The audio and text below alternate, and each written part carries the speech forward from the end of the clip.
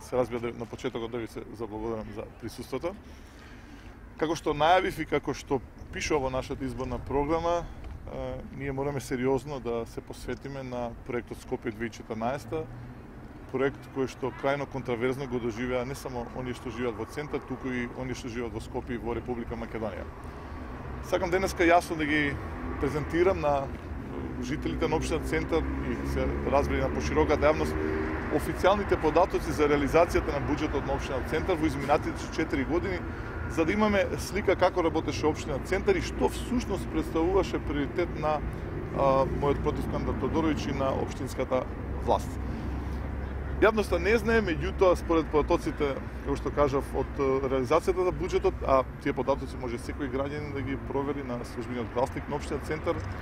општинската власт, односно господин Тодороvić, потрошил ни помалку ни повеќе туку 43,2 милиони евра за реализација на проектот Скопје 2014.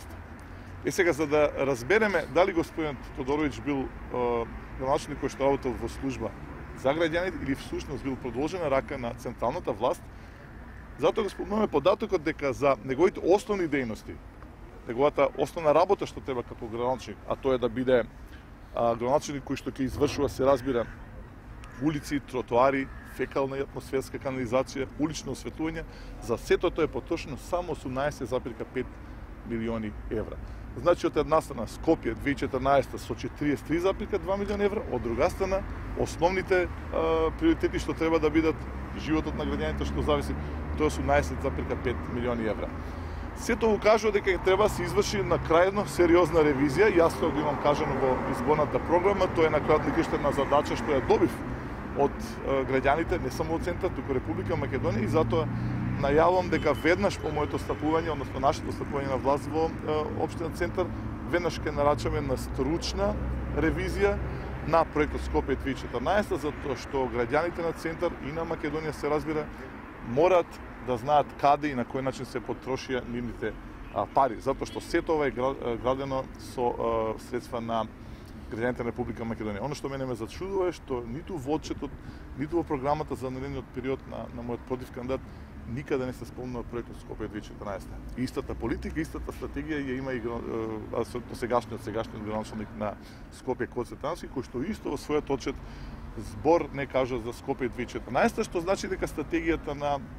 владеачката партија, на владеачката гарнитура е да полека да избегне од овој проект, меѓутоа се разбира, ние ќе извршиме веднаш, како што кажав, ревизија на проектот Скопје 2014.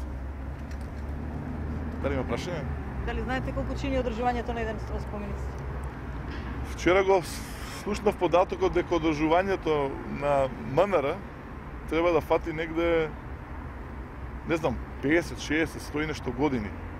Тоа е она математика што ја прават оние што се на власт. Значи, треба и граѓаните да знаат дека не е најскапиот дел изградбата на објектите. Најскапиот дел е одржувањето на објектите и тоа ќе биде сериозен проблем, но сакам да потенцирам дека иднината на проектот Скопје 2014 во општина Центар, што ќе се случува со овој проект, ќе одлучат граѓаните на општина Центар, и затоа во програмата, во делот транспарентност во работата на општинската власт, јасно ќе биде